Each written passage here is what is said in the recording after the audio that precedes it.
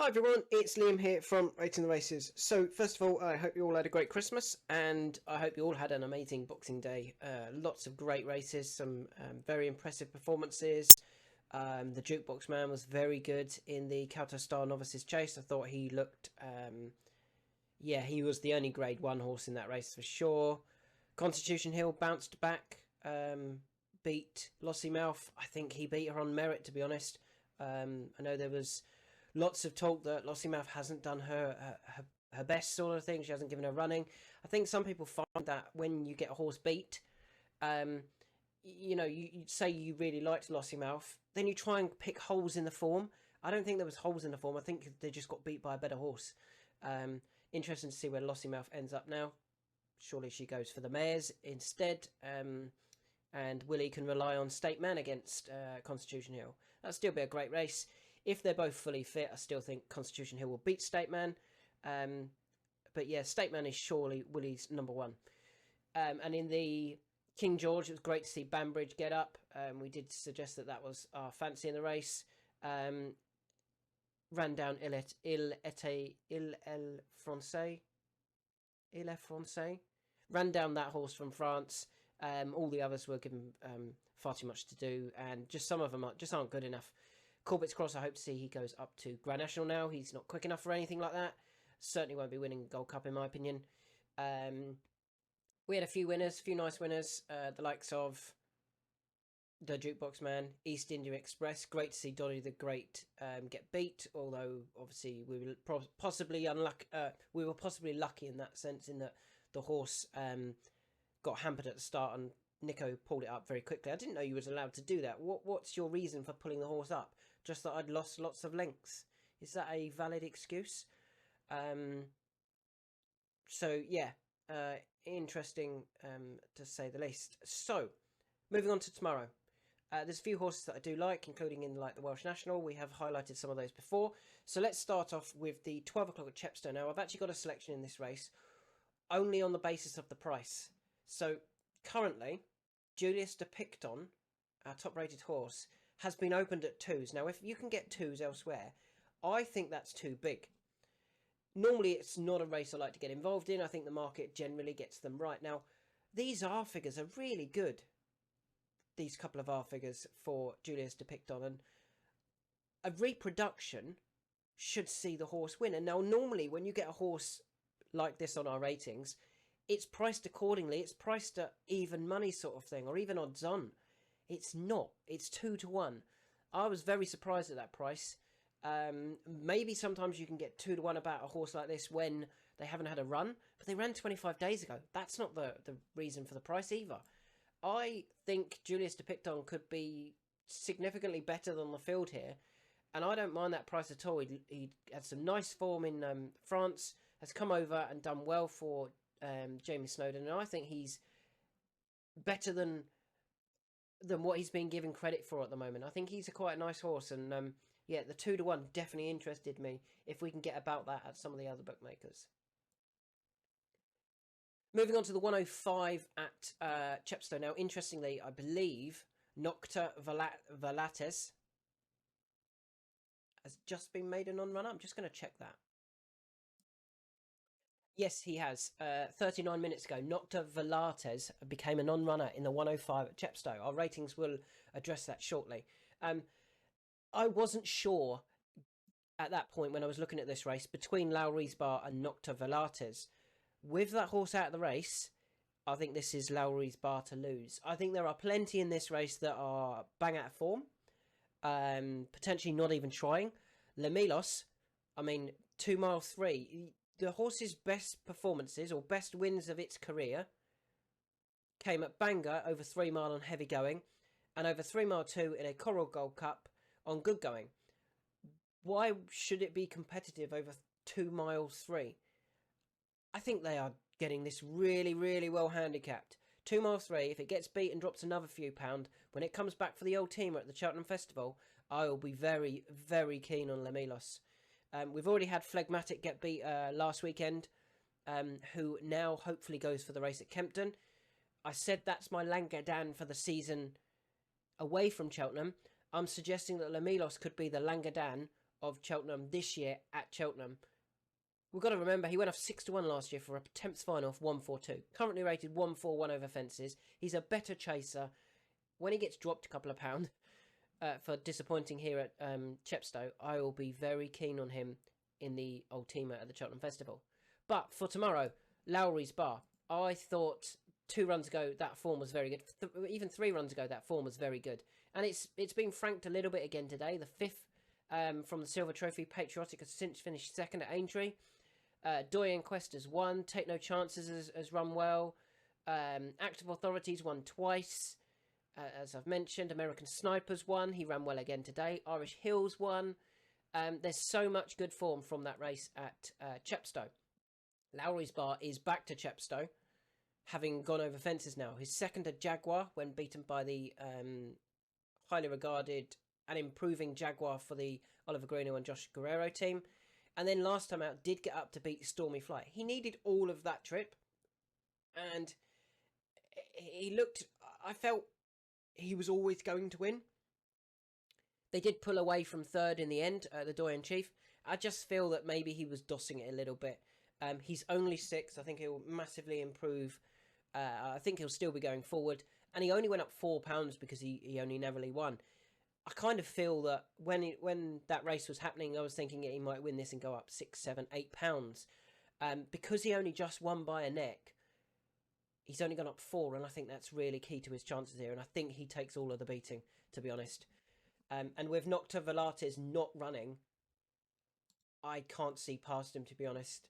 I can't see past Lowry's Bar, who is now priced accordingly, 9-4 after the removal of Nocta Velates. But I think he's that far in front of these, or that progressive compared to the rest of them, that that's a fair price for Lowry's Bar. We move on to the 210 at Chepstow. The 3-mile handicap hurdle at Chepstow, obviously. I'm going to give my horse another chance. I picked Phantom of the Points last time out at Haydock, and he ran a really good race for 3rd in the Betfair Stayers handicap hurdle. A feature handicap. This is an easier race. He finished 3rd, beaten by the Irish Shoot First, who I actually think could be aimed at the Temps final, and One Big Bang, who went off the favourite for James Owen. I think that was really good form. Phantom of the Points finished 3rd. There were some good horses in behind, such as Back Me, Sack Me, who's since finished 2nd in a listed handicap hurdle at Navan, only beaten a short head. I just feel that was stronger form than this race that he runs in tomorrow, Phantom of the Points, and he's been overlooked here. Jack stays here to ride. He could have gone, potentially asked to go to Kempton to ride Kitty's Light, but obviously I don't feel that horse is actually trying to win tomorrow. But yeah, Phantom of the Points, this looks an easier race for him. The 3-mile trip definitely suits. He's also won at Chepstow, which I think is key. And when he did win at Chepstow, he absolutely walloped him in a novice hurdle, beating Cloud Dancer by 12 lengths. Ground, course, all suit him. I think he's quite nicely handicapped. Yeah, and I think he's going to take all of the beating tomorrow. And he is currently available at, I thought he should be favourite. He is just about favourite now, 7-2.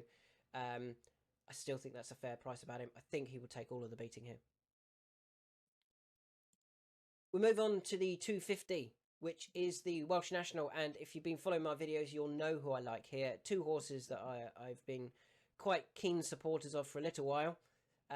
Gallia de la Toe will really appreciate the soft ground. Didn't quite have it soft enough in the Hennessy. And also, that wasn't far enough in the Coral Gold Cup. Finished 7th, didn't run badly. Was there for a long way, but wasn't able to pick up on the ground. Goes back up in trip. I think that's really key. 2nd in the Classic Chase behind My Silver Lining was a very good effort. And then ran a really nice race in the Grand National last year, finishing 8th. When potentially finding that slightly too far. Comes back to this 3-mile 5, 3-mile 6 trip. I think this is perfect for him. I think this is her ideal trip. She gets her ideal going. I don't see any negatives about her.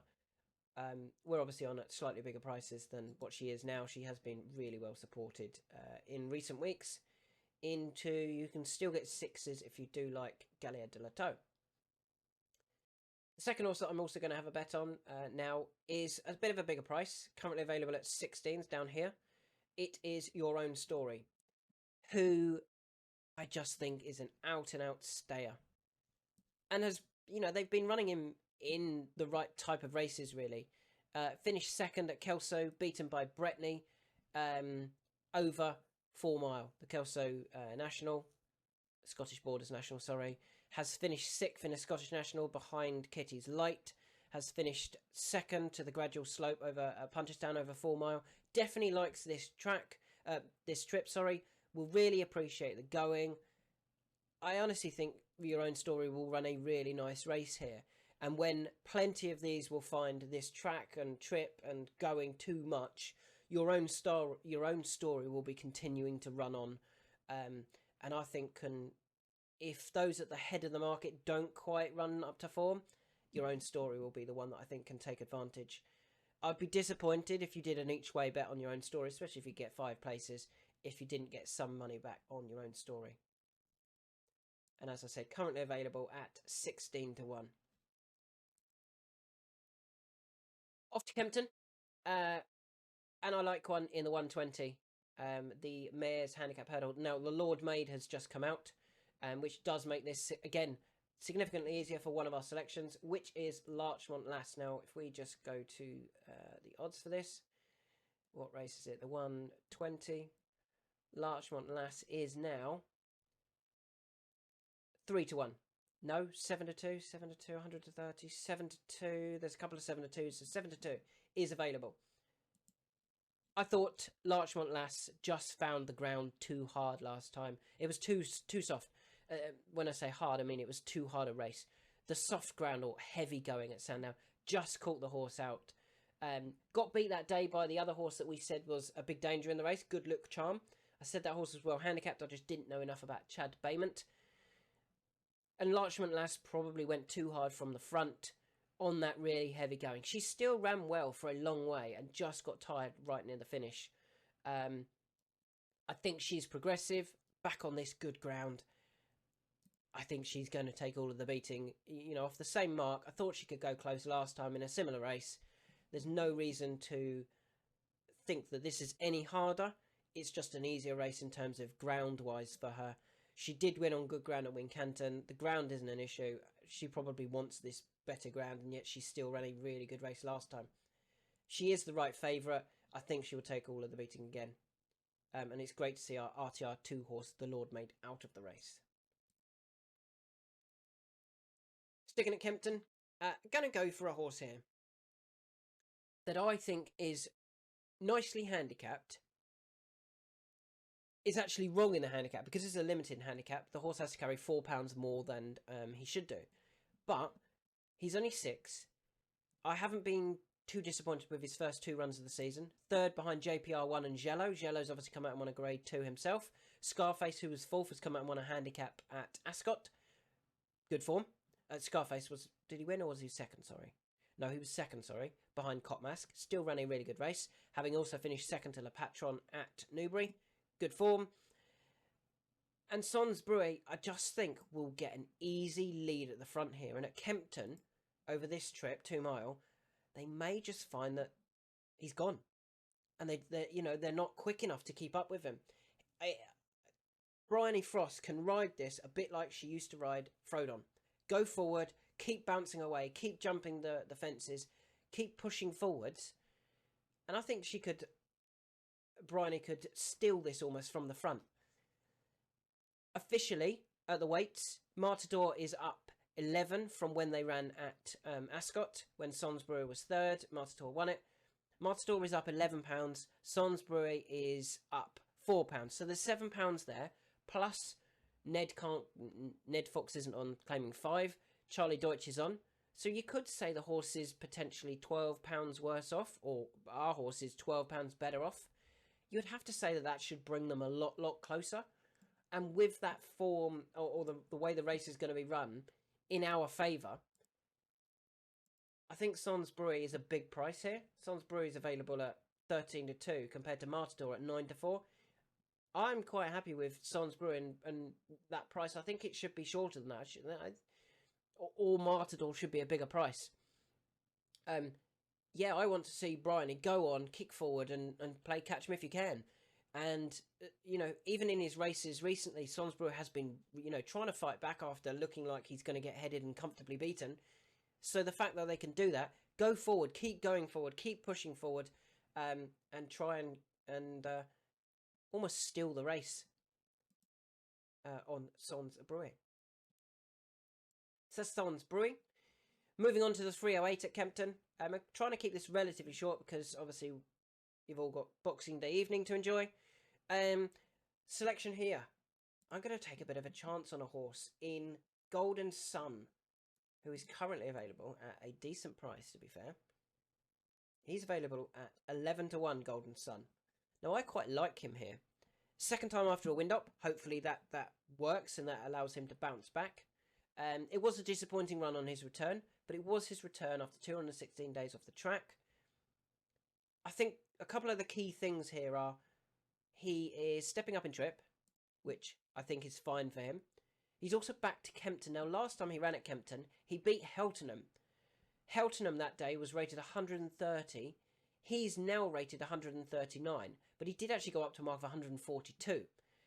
After Golden Sun beat him at Kempton, he then went to Newbury for his next two runs. This was Heltenham, and won both of those. Golden Sun was winning off 135. He's now running off 134. If Golden Sun reproduces that bit of form when he beat Heltenham, he would have a massive chance here. He really would. Is there a horse in this race that could be £10 well in sort of thing? I don't think so, and yet Golden Sun beat a horse that probably was that last time he ran at Kempton. He's overpriced. As I said, it's the second time after a wind up. He's only 6. He hopefully still progressing. And yeah, I'm quite happy with Golden Sun here at 11s. I think he's a big price. And finally, two selections, one race over at Leopardstown. It is the Paddy Power Chase, the 3 o'clock. The two I like here are, we'll start with 3-card Bragg. Is he just not very well handicapped and maybe a good thing in this race? Blinkers on for the first time. Last seen finishing 3rd of 4 in a hurdle race. That wasn't the plan, was it? Surely this was the plan. Having been 3rd to Spillane's Tower and Monty's Star in a Grade 1. He also finished 2nd to Monty's Star in a beginner's chase. He finished 2nd in a beginner's chase to Corbett's Cross. Grade 1. They're Grade 1 horses, aren't they? He runs here off 148, but Carl takes a very useful 5 off. And I've said it before. I think Gordon Elliott is putting Carl on his horses that are quite nice, that he thinks with a bit of a few pound off, we're going to go very, very close. 3-card Bragg, I think, is one of those that could end up being very well handicapped here, going on to win this and ending up back into graded company next time out.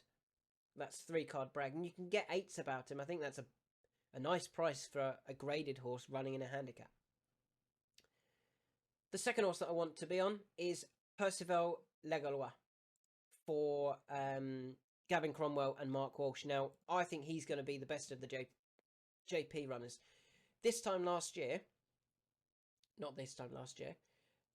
Earlier on this season, in February, he went for a handicap chase at Leopardstown. I think he was going to win it. He came to the last, I think he was going to win when he fell. He was out of the handicap. He was going to beat some nice horses that day in Hartwood, James de Burley, Good Time Johnny, I Know the Way You're Thinking, Fakir Lucid Dreams. They've all done well since. And yeah, I honestly think he was going to win. Since then, they went to Punchestown. They ran a really good race behind Haglancer de Tai. No issues with that. That came off a mark of 137. And he went up to 142 after that.